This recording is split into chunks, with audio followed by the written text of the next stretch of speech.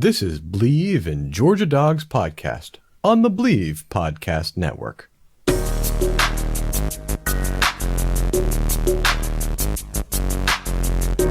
Scored a touchdown earlier on a direct snap. Now it's Michelle's turn, running all the way. Gets to the edge. Sonny Michel will send the Dawgs home to the championship game.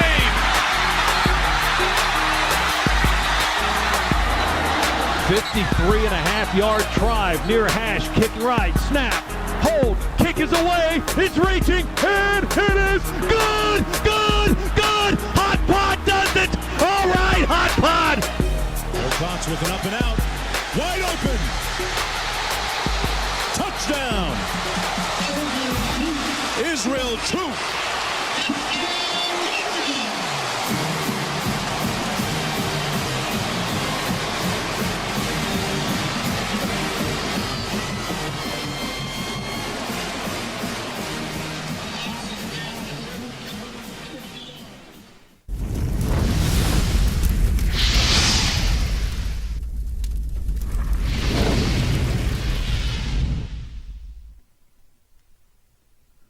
All right. We are live here on Brinx TV. This is the Bleav in Georgia Dawgs podcast on the Bleav Podcast Network, the number one podcasting network for professionals. Man, what an intro. That was pretty sweet. That played even better than I thought it was going to. And Israel, I know you always get fired up on that last clip. Joining me is my man on your right, Israel Troop. What's up, man? What's going on, man? I was sitting here trying not to talk during that whole intro deal, but I was like, this is sweet. This is sweet. Yeah, I mean, look at the setup we have around you. J-Boy, eat your heart out, right? We actually got our rundown on the side of the screen, so it's going to keep me from being ADD radio. We got our name down there. We got our logo. We got this really cool bulldog head floating in the background. Man, I'm excited. We're on Brinx TV, so thank you to the whole Brinx crew for getting this show on the road. The Bleav Network really put this thing together. Top notch, man. I feel blessed. And our show is only a year old. We're celebrating our 1 year anniversary for the show. I know, Israel, you joined me a little bit later, but man, this is exciting to go from where I was at this time a year ago to where we are right now is absolutely amazing. So, thank you for joining me on the ride. Thank you, Brinx TV. And thank you, Bleav, for no pun intended, or maybe pun intended, for believing in us. So, Israel, where can we find you on social media? Man, you can find me at TroopStar28 on Instagram and Twitter. My regular name, Israel Troop, on Facebook, if you guys have that. I'm pretty entertaining every once in a while. I'm a coach, so there's a lot of inspirational stuff going on. If you follow me today, you realize that my son had a blowout right before we left. Before I left for workouts, before I took the daycare. So it's been quite a day today. Yeah, absolutely. And in case you missed it, we did a dad pod last week where we shared many blowout stories. So make sure you catch up on that. But you can find me at Coach Burton 36 on Twitter, at Burton.Corey Instagram. My name, Corey Burton with an EY on Facebook. You can find our show at Bleav in Dawgs on all social media platforms. We have a TikTok, believe it or not. I haven't really posted anything yet. I'm still learning the TikTok game. So you might see us on TikTok. I don't know. Soon, right? And as you can see, if you've made it to the bottom right corner, which I haven't yet, but if you made it to the bottom right corner of our screen, you can see our show is presented by betonline.ag. So lots of stuff going on. I continue to be impressed by these Hawks, and I'm like this close because I'm not really much of a bettor. I've messed around a little bit during football season. Just because I don't really know how to bet on basketball is why I haven't really betted much on basketball. But man, what a game with the Hawks last night, coming down 26 points in the third quarter. That was the first time that I felt like Georgia had a chance to do anything. They're down by 20-something points in the third, fourth quarter, and they come back and win by, 3? I mean, that's awesome. That means that the curse of Georgia may be lifted. I know Kirby Smart's ready for that. So the month of June is heating up. There's tons of exciting sports action. BetOnline is where you can find it, from basketball, which we just talked about, to hockey playoffs, if you're bold enough to bet on hockey, to baseball's marquee matchups, including prop bets and futures. BetOnline has all the latest odds, news, information for all your online sports betting needs. So do what we did. You can literally bet on anything. So visit the website today or use your mobile device and join. Receive your 50% welcome bonus on your first deposit. So before that next tip-off, face-off, or pitch, head on over to BetOnline and start playing today. That's BetOnline, your online sportsbook experts. Israel, got a great show lined up, man. We got some recruiting updates. You know, we talked to Blaine Gilmer a couple episodes ago, previewing this whole June recruiting cycle. Lots of things happening, lots of things heating up, lots of visitors, lots of things. Decommitments, some pretty big ones, literally and figuratively, that I want to get to. Bear Alexander, that one hurt. And then Bowie, not surprised, but it hurts nonetheless. But lots of things happening, lots of things taking shape. But how does Georgia recover from those two decommitments? You know, it's one of those things to where you got to understand that it's recruiting. You know, that's what happens. You get guys early. You know, those guys say they're locked in, but all of a sudden, you know, other teams start to figure out, hey, this guy's pretty good.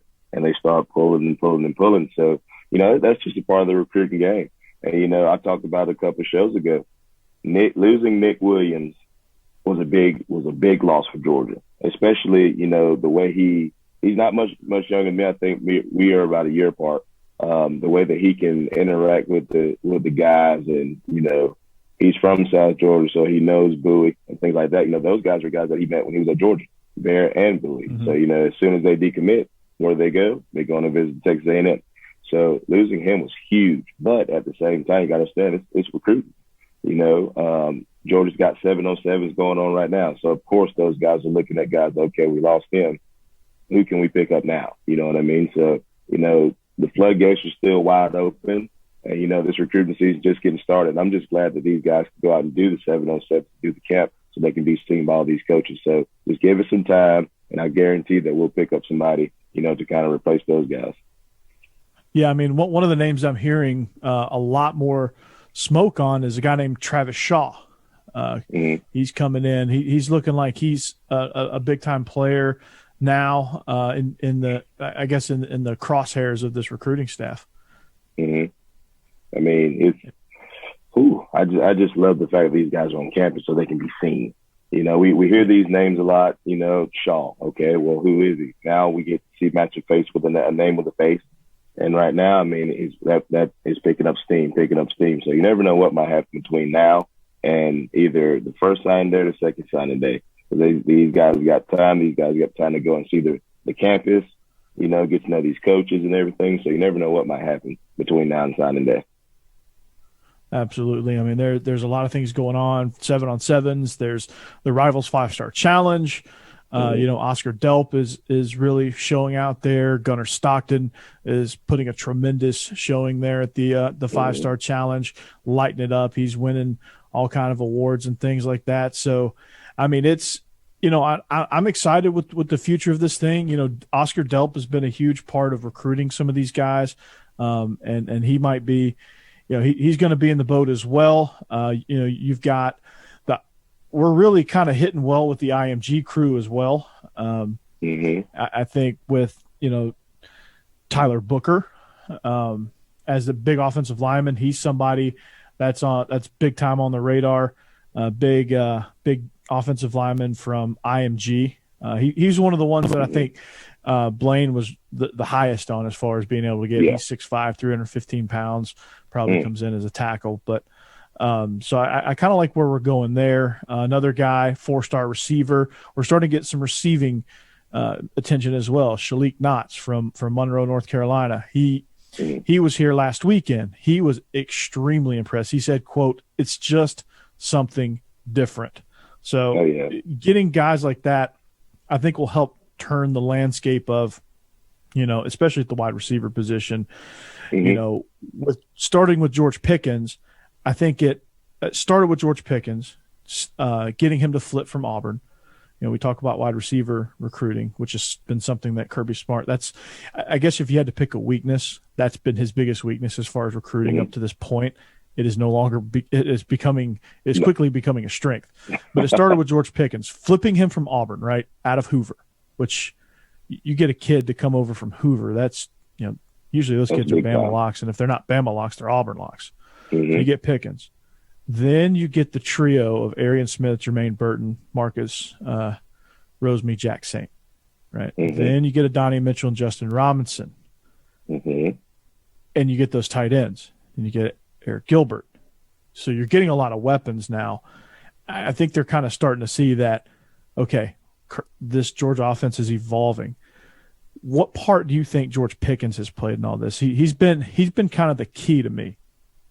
I think he's played a huge key. You hate to see a guy get injured, but one thing that he's done and one thing that guys do, even while they're rehabbing things like that, they're on social media. They're still talking about how great Georgia is, and flipping, like you said, flipping a guy from Hoover, Alabama, who is the mecca for going to Alabama and going to Auburn. To get that guy to come all the way to Georgia is huge.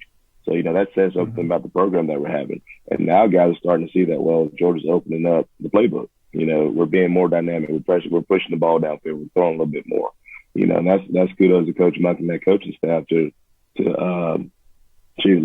let's go to work, and Kirby Smart is starting to see it now. You're not going to get these 5-star receivers and these kids that all these other teams have that help them be dynamic on offense if you don't throw the football.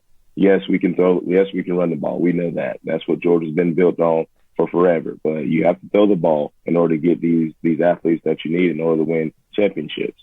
Look at Clemson. Look at all the receivers they've had, and they still managed to run the ball with ETN. You know what I mean? So those are things you have to look at, and those are things that Georgia's doing well right now. Kirby Smart's figured it out. He's figured out the recipe. So now it's time to go to work. Now it's time to get these dynamic receivers and things that come in that if you throw a 5-yard hitch, they can take it to the house at any point.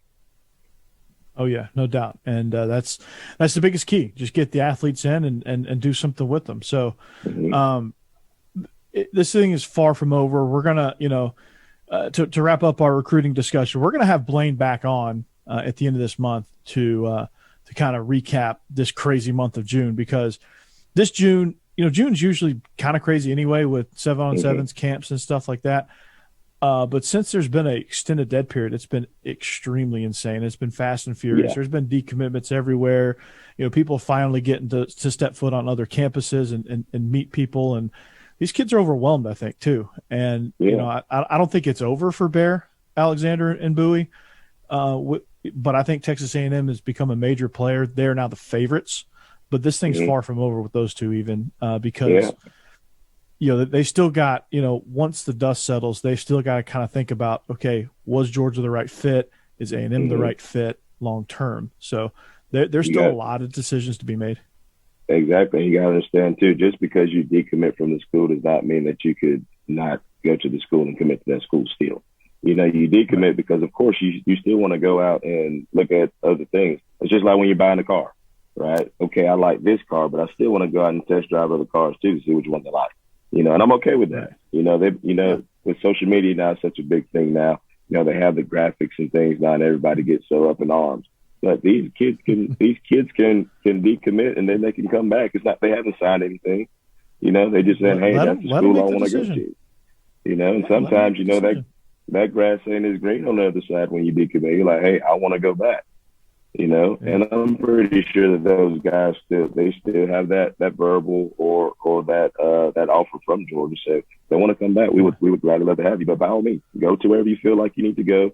Make the right decision for you, and that's what people have to understand. These kids are going to be there for however long they need to be there. Let those kids make the best decision for themselves. And if they want to go and look at other schools, let them be happy for them. Let them go. That just shows you how talented that young man is. Yeah. Absolutely. And I'm all for it. I'm all for him. I just want the kid to get it right. I want them to get it right because, this whole transfer portal is a mess right now because there's a lot of kids who probably didn't get it right. Don't end up in the transfer portal. Yeah, because that line is long. You might end up in the transfer portal going, yeah, you know what? Tennessee was my runner-up, but now I'm at East Tennessee State. because Mm-hmm. because I took a chance and Tennessee wasn't available. So, but Exactly. Israel, part of recruiting is facilities, right? Mm-hmm. And Georgia's facilities, this new facility we opened is second to none. I'm still waiting on the tour. I know your boy TK God. probably got the tour, right? I saw that I don't exchange want to. on I don't. Twitter. I don't want to talk about it. Me, Chris Burnett, who we'll have on the show soon. We were very upset that. Yeah. One, let's talk about Topgolf first. Let's talk about how they put Topgolf in Sanford Stadium. All right, that is by far the coolest thing I've ever seen. Okay, to put a Topgolf, which we've all been to Topgolf, we know how fun they are today, but to put that inside of Sanford Stadium is awesome. And by far, Josh Brooks is the best athletic director in the history of athletic directors. I don't care what anybody says. You know, if there's anything north of a Grand Slam, that's what that's what Georgia did hiring him. And that's it, you know. But yeah, I saw that's a picture recruiting of fans. That's it. I saw a picture of him and TK, and you know, me and Chris were a little bit taken back by it. You know, I did shed a tear a little bit. We were kind of jealous. But I want to talk about the weight room. Oh my God.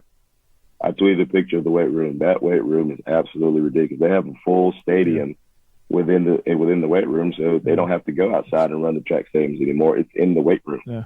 You know, that weight room is ridiculous. The locker rooms, the locker rooms at the stadium. I mean, that's how you get kids to come. Facilities, facilities. If you're not upgrading facilities, you're not going to get guys. Guess what? That same guy you're recruiting is going to go somewhere else and see, well, look at this.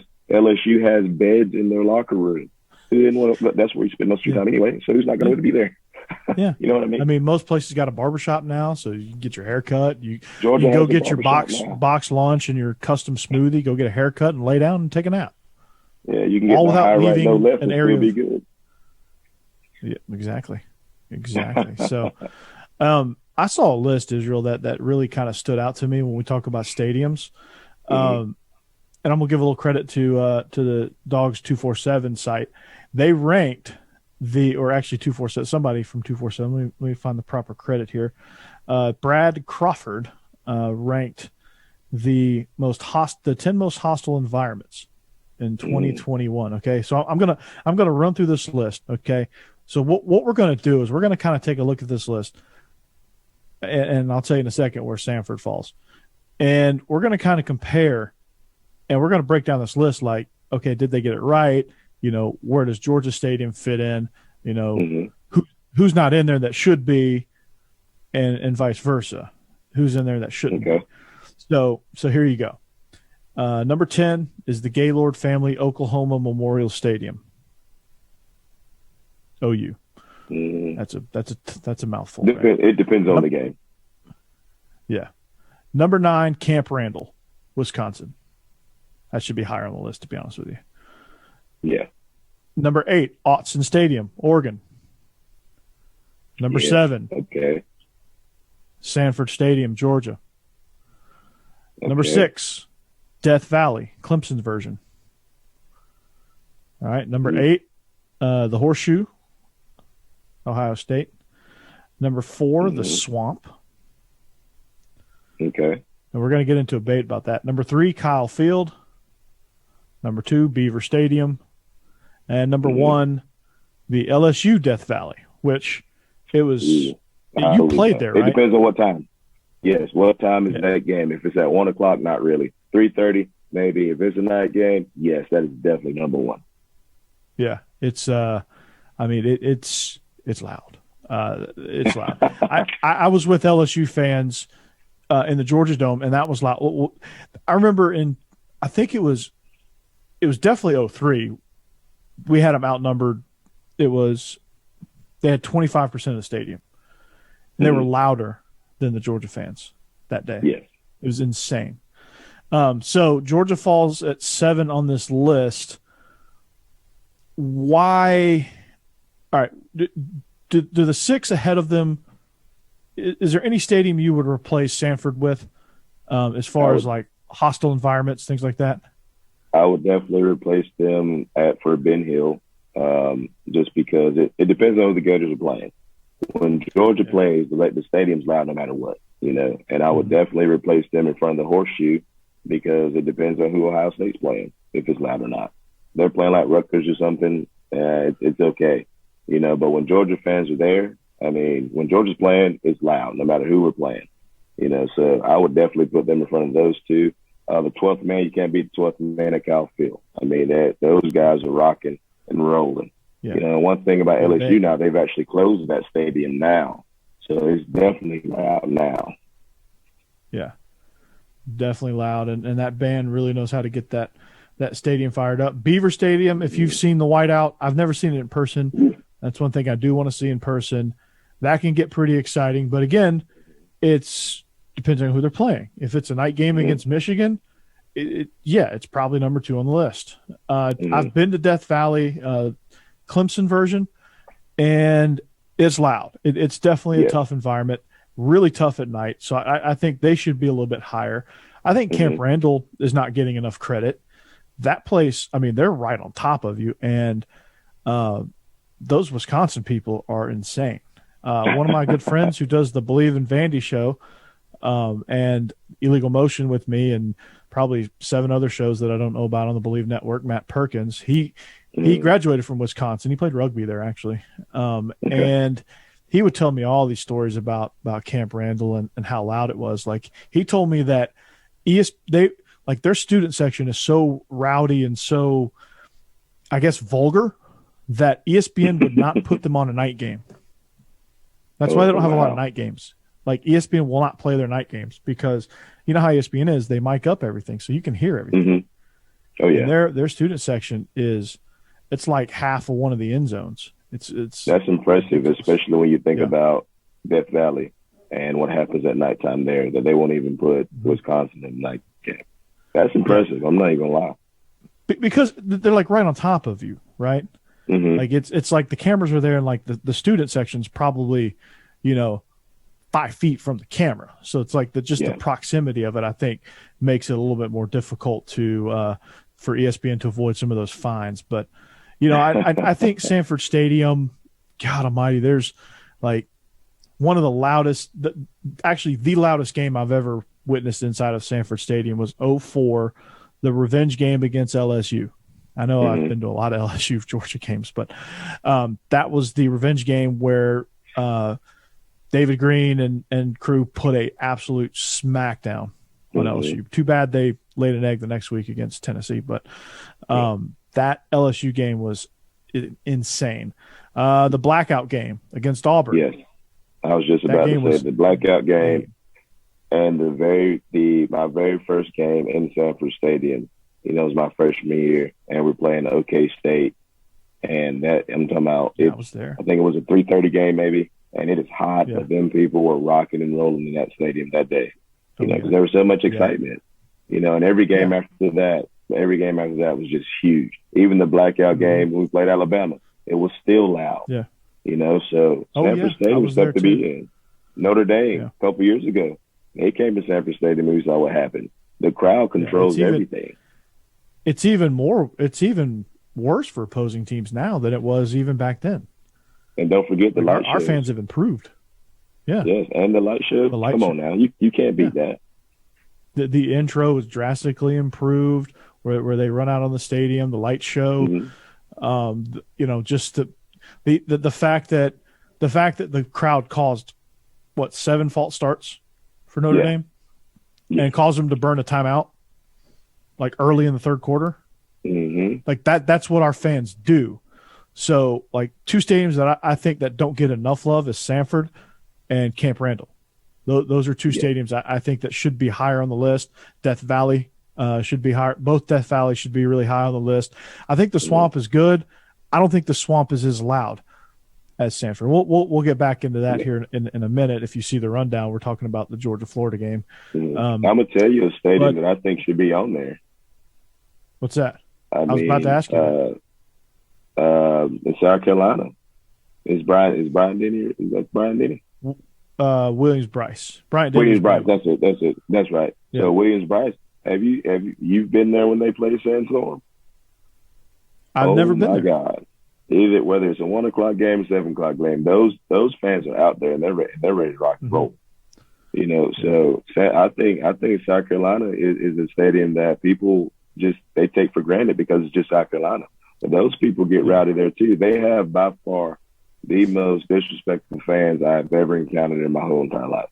You know, they cut deep in South Carolina. You know, when it's South Carolina versus Georgia, oh my God, those fans are ridiculous. But you know, it makes for a great atmosphere, great college experience, and things like that. It makes for great football.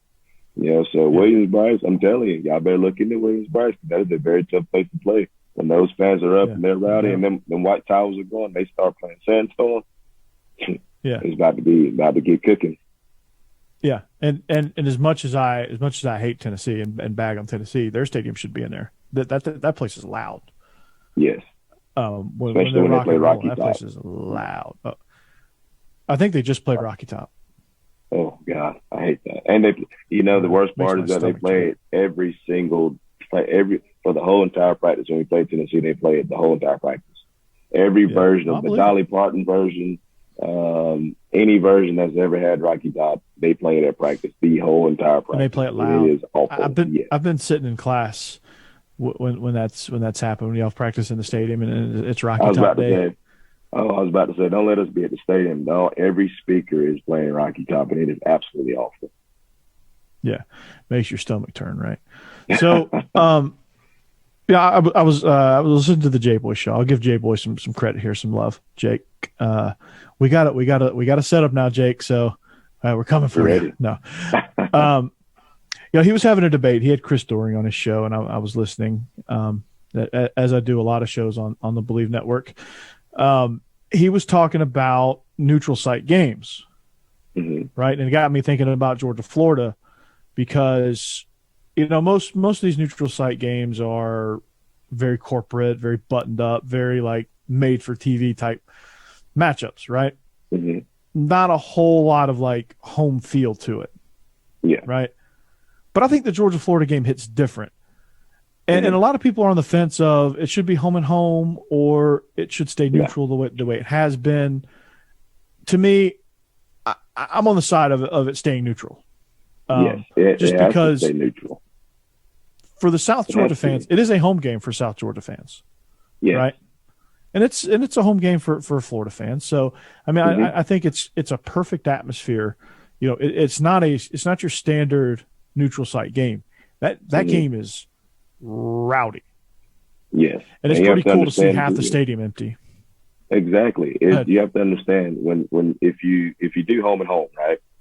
The home team is allowed literally 80% of the tickets, you know, and the visiting team's only allowed it just so much. So you're gonna have a sea of red when we're at home and just a little bit of orange or blue. And you go to Ben Hill, then you got orange and blue, and then you got just a little bit of red. You know what I mean? So you keep it the same because you understand that is a home game for Georgia still, because you got all the South Georgia towns, like myself here in Albany, Valdosta, Clinch County, even on the coast over there. People stay in St. Simons to watch the football game. People stay in St. Simons to travel over to Jacksonville to watch the football game. You know what I mean? So it's still a home game for Georgia. You know, and you got half of that side is Georgia, half that side is Florida. You know, tickets are even, split right down the middle. So I mean, it's neutral. That's what neutral is. You know, you got all the Florida people that want to come up, and it's not a very far drive for either school, really. You know, it's kind of the same. Florida has just a little bit of an advantage, but I mean, it's still the same. But you keep it neutral when you go there. You've been there just probably as many times as I have outside of being a player. And you see a sea of Georgia and you see a sea of Florida, you know. So you have to keep that game like it's the largest cocktail party ever invented, and you have to keep it there. I think that if you move that game to home and home, I don't think you have as much excitement for the game as it is with it being in Jacksonville. Yeah, I agree. And to play devil's advocate, you know, a lot of people are saying, you know, what about the college atmosphere? What about, you know, Georgia fans travel so well going down to Florida, and Florida fans vice versa coming up to Athens? You know, there's something to be said about the recruiting of it. There's something to be said about, you know, hosting a Florida game in Athens. But to me, it would just feel weird, right? It would just feel weird because it's been there so long. It's such a great environment down in Jacksonville. Like, you're not missing anything. And it's a good way to get equal showing. I mean, there's 100,000 people there, and only 70,000 can fit in the stadium. And then there's another probably 30,000 that come down on game day. And you got all these people in St. Simon's. And it's like a whole vacation for Georgia fans. Exactly. So if there's a Georgia fan telling you that they want that to be home and home, like, I don't know. I mean, Israel, you're probably – I don't know. You may remember it. I was almost too young to remember it. But the 2 years where they were renovating or building Jacksonville's new stadium where they had to do home and home, that just like nobody remembers that. No, I didn't even know they did that. You just enlightened me on something I didn't even know. I thought it was always in Jacksonville. Spurrier hung a 50-piece in Athens on us, just so you know. Ooh. Yeah, he hung he's still mad about he's still mad about that whole deal, ain't he? Always. He'll always be mad about that. But that was their national championship team, so there wasn't much we could do. I think that was like the end of the Ray Goff era. So you know how that you know how well that went, right? He had all that talent. Talk about somebody who had a lot of talent and couldn't do much with it. Let me tell you something. The most talented teams are the ones that get you fired because you have so much expectation, because you have so much talent, and then you don't produce, and then next thing you know, you're in the principal's office and with your walking papers. Absolutely. So, talking about Georgia, Florida, have you been outside of your playing days? Oh yeah, and I go every year. I try to get down there every year. I haven't been in like the last couple of years, but I remember my first time going outside of being a player, and I was like, "So this is what y'all do," and I was amazed at just how much fun it was to just be a spectator, even if you just didn't even go into the game, just being a spectator out there tailgating and things like that. Seeing the massacre of things that happens outside the stadium. I mean, it's just awesome. It's an experience that I would tell anybody to get, even if you're not a Georgia or Florida fan. People go to Georgia, Florida just because of the event. And it's always during Georgia's fall break. They do that on purpose. Kids go down on Thursday. They stay Thursday, Friday, Saturday, and then come back. Pointless to whole class anyway. Yeah, exactly. So I mean, it's one of those things to where just everybody just be quiet and leave it the way it is because that's the way it's going to be. And I mean, go have fun. If you're complaining about it being home and home, you just haven't been. Once you go and you see exactly like why everybody's so excited about it, you will be quiet and you will probably go every single year. Even if you don't go into the game, you'll go just to tailgate. Yeah, and the tailgating is second to none. I mean, we've always had good experiences because we know somebody that lives in Jacksonville. One person in our friend group, her dad is like second in command at CSX Railroad. A lot of my best memories are from those Georgia Florida weekends. Like Israel, this is the funniest thing. Like we were I think it was 07. I think it was 07, 08. Those years we started getting he started renting little party buses for us because there'd be so many of us that went down and stayed together. They rent party buses for us, right? And then he knew the police chief there for the city of Jacksonville. So guess what we got? That's always good. Police escort to the game, right? We're on this bus. People are pulling over going, who in the hell are these people? And little do they know it's a bunch of just recent college grads just doing whatever. They have no idea what's about to step off this bus. Royalty. They think we're like celebrities. I know, right? We're looking out the window, looking at people's reactions. We're just having drinks. We're just having so much fun. You walk around. We have our tailgate set up. We get dropped off, and people are like, really? Police escort? Really? Then we go into the game, and, man, it's like just to see – and there's so many of these moments where, you're walking out of the stadium and, you're surrounded by Florida fans and, you lead a chant, or, you're surrounded by Georgia fans and you lead a chant, and it's like one person says something and the whole place erupts, in unison. I did that one time. So many of my And like when I was going, we only won twice when I was going, right? That was the run of like losing to Florida every year, Mm-hmm. you know? And so we'd go down there, and inevitably the Sunday drive is like, man, how did we lose that game? You know? And, but it didn't matter, you know? Well, I mean, it mattered, but it didn't, like, in the grand scheme of things, it's like, man, that was like the best weekend ever. It was like the best fall break ever. And then the next year we'd say, man, that's the best fall break ever. Exactly. The next year, man, that's the best fall break ever. And we just keep saying it every single year, because every single year, one little thing got better for us, for our experience. And, you know, we figured out Jacksonville. We figured out how to navigate the tailgates. We figured out how to have fun. We went to the landing and figured out how to navigate through there, because that place can get pretty crowded. So, but to me, like, one of the coolest things, and I've never seen it in any other neutral site game, like even the Red River Shootout, like even some of these like Georgia Florida type neutral site games, like, yeah, I think the only one left is the Red River Shootout, where it's like truly kind of like a half and half. But even then, those fans aren't separated literally half and half, right? Mm-hmm. They're mixed in between. They're all mixed in between, or like by section. So it's like burn orange, crimson, burn orange, crimson, crimson, burn orange, burn orange. You know, it's just all around the stadium, all around the Cotton Bowl. In Jacksonville, like, you can see the split when any team attempts an extra point or a field goal.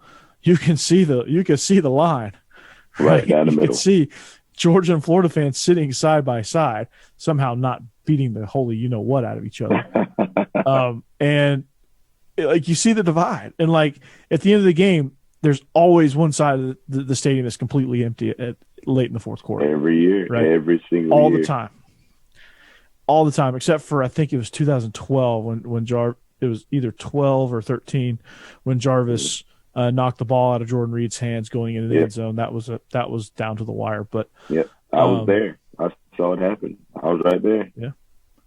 When Malcolm caught that touchdown, and I was like, oh my God, we're about to win this game. And then they marched right down the field. I'm like, dang, now we're about to lose. And then Jarvis knocks the ball out. Sanders Cummings jumps on it. I'm like, thank you, God. That is it. That was the first one I didn't go to. Oh, so I was like, man, I can't ever go back.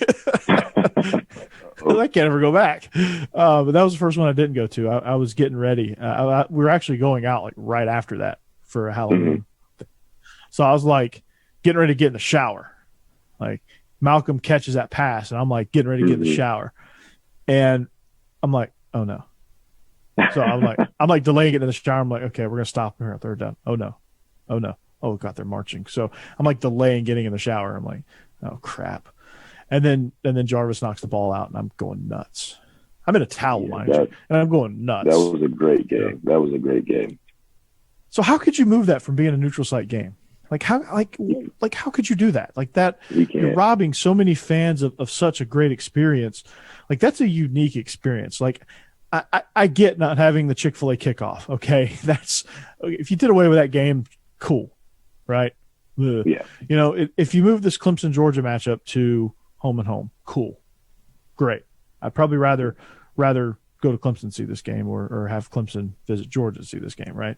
Yeah. And I think you're starting to see a little bit more of these home and homes instead of neutral site games in like the distant future, where like we have a home and home with UCLA, we have a home and home with Ohio State, you know, and some of these exciting matchups in like 2029. But like, there's a Shamrock series with Wisconsin and Notre Dame. They're playing at Soldier Field. Like, why not just play that at Camp Randall and Touchdown Jesus, right? Why not do that? You know, that one doesn't make a whole lot of sense. Yeah, that's a little bit off the radar, you know, but it might make for it. That might give the Georgia Florida game runs for his money. You never know. I mean, it is Notre Dame. People are going to watch Notre Dame no matter what. People are going to complain, and I complain too, because I don't think they're a top 14 because they haven't shown it yet. Do they deserve to be there? Yeah, because they won, but that's neither here nor there. But if you put them together, it's probably going to be a good game. Notre Dame fans are pretty loyal too now. They're going to bring it. It'll be a great game. Yeah, they're going to bring it. It'll be a great game. I just wish it was in Camp Randall. Or I wish it was at Notre Dame. That game might be at 1 o'clock if it was at Camp Randall, because obviously they can't have a nighttime game. It'd definitely be a noon kick, right? Or they might even give them the 9 a.m. brunch kick because the students won't be awake yet. They can't cause trouble. It's on the Big Ten Network because they're banned from ESPN for saying y'all slow stuff. Down. Easy, guys, easy. Take it easy. Yeah, they don't know how to take it easy there, which is okay. They're college kids, right? That's true. So YOLO. the consensus is YOLO, right? YOLO. Hashtag YOLO. So yeah, that's so the consensus. Neutral site mostly bad, but keep Red River Shootout, keep the world's largest outdoor cocktail party. And if you're a naysayer, please visit Jacksonville and please tell me and report back to me, right? Report back to me, because that game is second. Like, as far as neutral site games, that game is obviously the top, right? And people are going to cite Legion Field for the Iron Bowl, which that game does not need to be a neutral site game because it's contained within the state, right? It'd be like Georgia Tech playing at the Dome or at the Mercedes-Benz now. That would be weird because we're in the same state. Nobody's going to go. That. That's weird. No, like we're if it's within the state, so no point. Yeah, it's like within the state. Then play. Play within this. Play at your home and home. Right, cool. But like it's a Georgia-Florida thing, and it's unique because for a whole segment of fans, it's like it's like their Super Bowl for the Georgia side of it. So, it's way different, right? It's way different. If you haven't been, please go, and I promise you will not want to do home and home anymore. I can promise you that. Yeah, I mean, I like 90% of my college stories are Georgia, Florida weekends. I wouldn't go that far, but a lot of my stories that I tell about college are from those weekends. I can completely understand. I've been there. So much fun. Yeah, it's so much fun, man. There's and every experience is like you go down there every year and it's not the same experience there's something new every year. There's something that happens every year that you discover about Jacksonville, right? Mm-hmm. That you didn't know before. Yeah, and then that keeps happening. Yeah, and it keeps happening. So I'm all for it. Definitely. So so Dan Mullen got an extension, so we're sticking with this Georgia-Florida deal. Dan Mullen got an extension. I'm happy about that. I'm happy about that. I think he's not a good fit for Florida. I don't think. He's not a good fit. I don't think he's good for the East because it makes it fun. If you look at all the coaches on the East, just on the East side. The West has Lane Kiffin. They got Mike Leach over there now. Nick Saban, who's always throwing out little spurs here and there. If you look on the East side, I mean, we got Kirby Smart, who's pretty funny when he wants to be, and that's kind of it.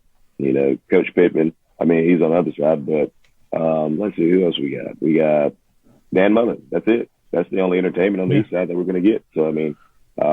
It makes it fun, for the conferences, and I mean we got to compete with the West. I mean they can't just have all the funny coaches on their side, So having him on the East side, and it makes the Georgia-Florida game and that rivalry just a little bit more because he's gonna cuss out Coach Grantham at some point too, which is great for TV. And I love Coach. I love Todd Grantham. He was there. He was DC when I was there. I love him to death. He's been great every time we've gone down to Gainesville, with our teams and things like that. I love him to death, but I love seeing him and Dan Mullen get into it because those two, because I know Coach Grant, he's not going to give up without a fight, and neither is Dan Mullen. So it is hilarious to watch them two go at it. It's hilarious. Mm-hmm. No doubt. And, as long as he keeps this rivalry interesting, I should say, not interested, then I'm all for it, right? I like it for a multitude of reasons. But, I do think, and I don't want to not say that Dan Mullen's not a great coach because I think he is, but I think the fit's a little weird for Florida. I think I don't know where he fits, but Florida seems kind of like Like he's kind of got that underachiever mindset for a team that's like always expect to be loaded with talent. So it's almost like he doesn't know what. So it's almost like he's the person that got handed keys to a Ferrari and is like, what do I do with this thing? Yeah, can't drive a stick shift. It's okay. He's going to figure it out. He's going to figure it out. Yeah, he will. He will. Now he finally got his automatic transmission with Emory Jones, so we'll see how that goes. He did. He did. So the East is going to be pretty interesting this year. So I'm excited about it. Yeah. And let's just leave the game in Jacksonville and call it a day because it has to stay. Call it a day. Point blank period. The end. Fair enough. So want to introduce a new sponsor, Israel. They'll be with us for a few weeks. Have you ever heard of Moink? No, I haven't. Oh, funny you should say. We're working with another meat company, right? We had Kansas City Steaks, which my mom for Father's Day bought me some Kansas City steaks, actually. So we finally got caught up on that. Moink is another a meat company, right? And you would have seen Moink. They were founded by an 8th generation farmer who was featured on Shark Tank, and they even went as far as host Kevin O'Leary said when he said it's the best bacon he's ever tasted. You got me sold at bacon. He's right. I'm all in. And Jamie Siminoff, the creator of the Ring video doorbell, also invested in Moink. So that right there tells me all I need to know, right? You got a super successful company in Ring in the home security. They are jumping into the meat game with Moink, right? And their featured product is obviously bacon, right? So why do just 4 companies control 80% of the U.S. meat industry? Because it's big food crushes the little guy, and you can help change that with moinkbox.com. So why are 97% of the chickens served in the U.S. dipped in chlorine? Well, big food doesn't have the same quality standards as the family farm. That's why you need moinkbox.com. Also, the best bacon, the best steak, the best chicken, the best salmon you'll ever eat won't come from a grocery store. You'll only find it on the family farm and caught by independent Alaskan fishermen. That's why, Israel, you need moinkbox.com. I have a Traeger grill, so this would be perfect for me, right? I'm gonna take a look at this, and they got a lot of stuff. Father's Day is coming up, so I need to tell my wife about this. Yeah, need more stuff to put on the grill. Yeah, absolutely. I mean, the more stuff you can grill, the better. I've sent you a lot of screenshots of different food that I've cooked. Yes, I'm very jealous of the ribs you sent me last time. I really am. Yeah.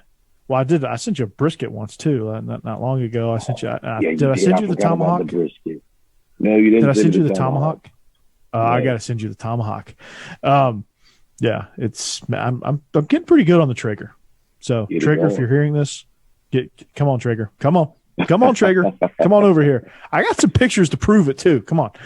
So join. You have been plugging Traeger a lot, man. I mean, come on, Traeger. What are we waiting on? I know, right? So get Traeger. We got Moink on the boat, right? So get Traeger, get Moink, right? Get your meats, get your meats, get your smoker, and then get your Ring doorbell to make sure nobody breaks in while you're smoking your meat that you bought from moinkbox.com, and you're good to go. So you know what you need to do, Israel, and you know what I'm going to think about doing here? I'm going to join the Moink movement today. So I'm going to go to moinkbox.com/Bleav right now, and listeners to this show get free bacon for a year with every box ordered. Free bacon? Oh, man. Free bacon for a year. So that's 1 year of the best bacon. Absolutely. That's 1 year of the best bacon you'll ever taste, but for a limited time. So that's spelled MOINK box.com/Bleav, BLEAV. That's moinkbox.com/Bleav. Jump on the train today. Get the best meats you'll ever meet. Get the best meats you'll ever eat. Then bring them over to my house and I'll smoke them for you. How about that? Can we talk about how cool we look? I feel like we're on ESPN right now because we have, thanks to Bleav, this is awesome. They put everything down at the bottom so you see it. We got the ticker on the side right here. Look at that. Man, this is awesome. This is cool. Free bacon. Free is for me, right? Right there. Right. Where's my finger? Hold on. I don't know what to do with my hands. Right at the bottom of your screen. Yep, you see it right there. I can't point today. I'm too excited. So yeah, Moink Box, man. I'm excited for that. I hope they stick around with us. I think that'll be really, really good. So track and field, Israel, something, we talk about all sports here, but never in a million years did I think we would actually get to track and field. Not because I don't like track and field, just because it's not on the radar. The headlines get buried, right? Mm-hmm. So first of all, we want to welcome the new coach, right? We want to welcome the new coach, head coach, Carol Smith Gilbert, coming over. She's a national champion, most recently the 2021 NCAA Outdoor National Champions, USC. I think the real USC too, Southern Cal. And she won a national championship and said, you know what? I will go to Georgia. I'm going to Georgia. Josh Brooks, again, he dips into sports. He makes headlines in track and field. Like, what AD makes headlines in track and field? I love it.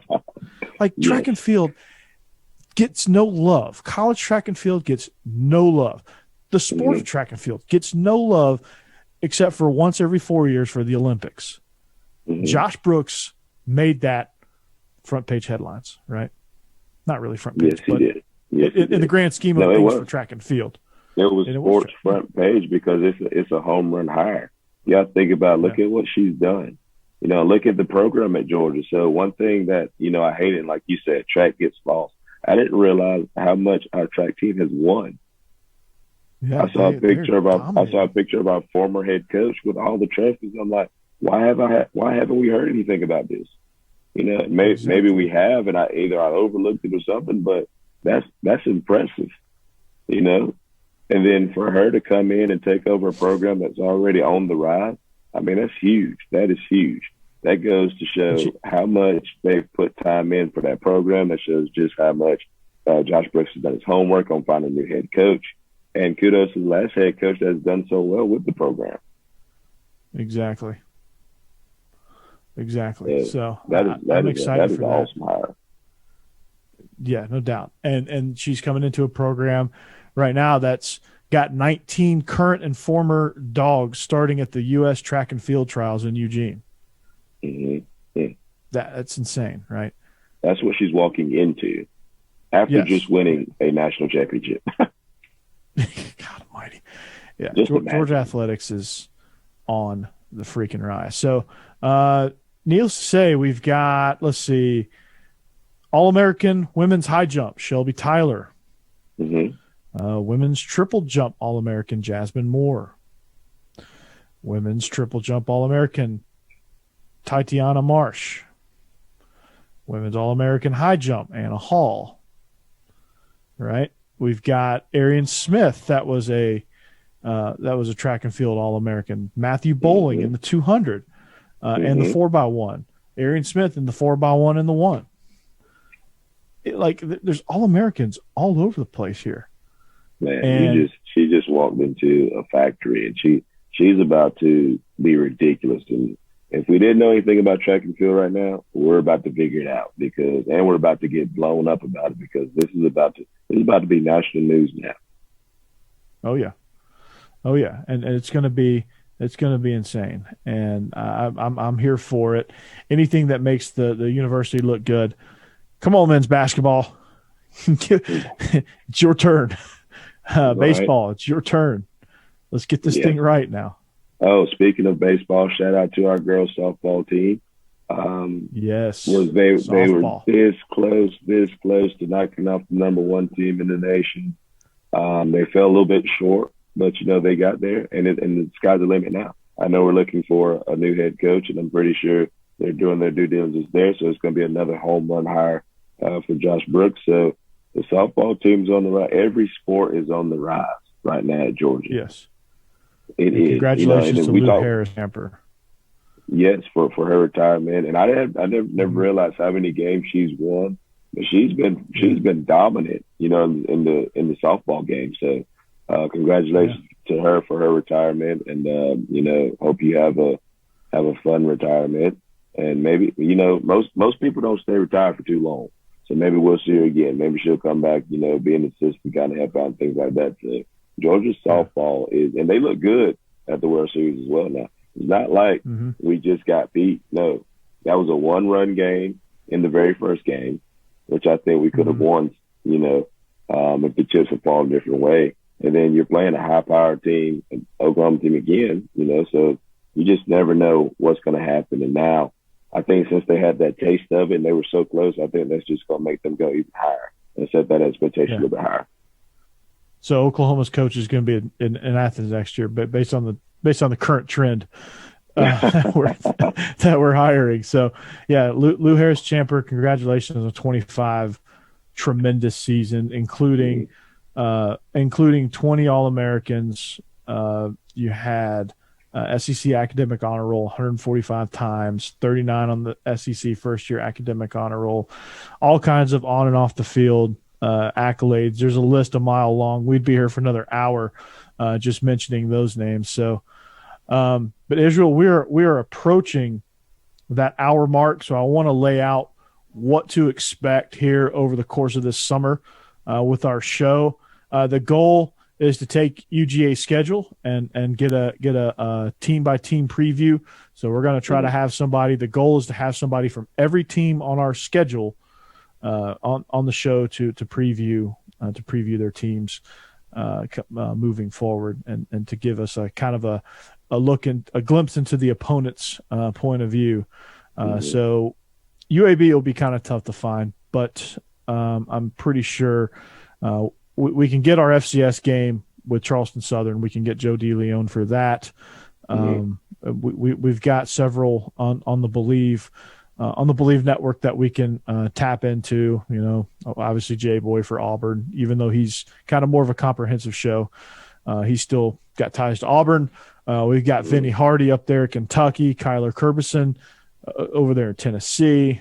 We've got need to find somebody for South Carolina, which I think I have an option for that. Mizzou still need to look for. Oh, well, there you go. I think we might have one for Florida. I just got fifth quarter Clemson, the account on Twitter there, so we'll have them for the Clemson matchup. We've got our guy from Arkansas, the Hog Talk guy. Got him, Kyle Sutherland. So we'll have him on again. He'll be good.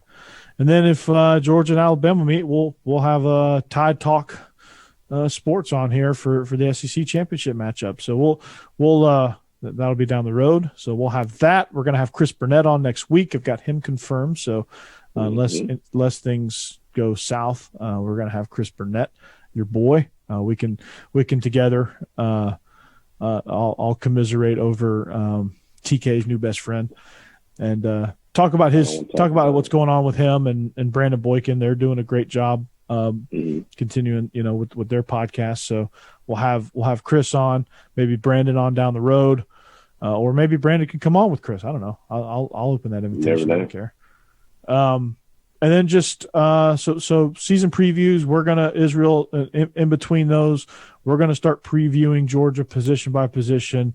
I know we've kind of already have, but as storylines and fall camp really gets underway, we'll get a better idea of how some of these position groups are going to shape up and what this team's really going to kind of look like. So we'll get that. So that's kind of some programming notes here down the stretch. But as we go, Israel, you got last words for you. Man, I'm just excited to see all these kids at these camps. I know Georgia's had their 707 lately. A lot of teams that we play down here in South Georgia, they've gone and showed out. Doherty County, as a matter of fact, came in second. I think it was either last week or early this week, second at the Georgia 707. So congratulations to them. We actually play them. They're a part of our district. We play them within our region. So it's just good to see things getting back to normal. It's good to see these kids, through the last 2 years, due to COVID. They haven't had a chance to go on these campuses. They haven't had a chance to do 7-on-7s and things like they're doing now. So it's great to see that. Great to see, all the correspondence and everything on Twitter. Guys, keep going. I hope everybody has a phenomenal season, injury-free season. But other than that, I'm just looking forward to see this recruiting thing blow up, and we get our guys at Georgia, and I can't wait to hear how things going. When fall camp starts, and as soon as we do our preview, I can't wait. Absolutely, man. It's shaking out. Again, been around for a year. The next year is going to be even bigger, and years to come. Thanks to our partners here at Brinx TV and the Bleav Podcast Network, doing some big things. And if you want to follow a really good football program, follow Israel. As my allergies are finally starting to attack me. Just follow, we're about to get off. Merry Christmas. I know, right? It's like, I'm going to itch tremendously. No, follow Monroe Football on social media. That's a good follow. You kind of see what a good South Georgia program is all about, a program on the rise at Hillwood Football. If you just feel sorry for a Nashville program that's really young, follow that. Again, at TroopStar28. If you want some good entertainment, at Coach Burton 36, at Bleav in Dawgs on all social media platforms. Find us on YouTube. Find us on Facebook Live. We got a Twitch account. I think we're on Twitch right now. So find us. That we're in plenty of places now. Subscribe, get on board. We're going to be, the goal is to be the #1 Georgia show on the network, and so we're going to stream live. We're going to be a nighttime show. We're going to dominate this nighttime market. It'll be up for you tomorrow morning. The audio version will be up for you tomorrow morning. So we are the Bleav in Georgia Dawgs podcast on the Bleav Podcast Network. We are presented by betonline.ag. We hope you enjoyed us. We'll see you back here next week. And as always, go Dawgs. Go Dawgs. And we are out.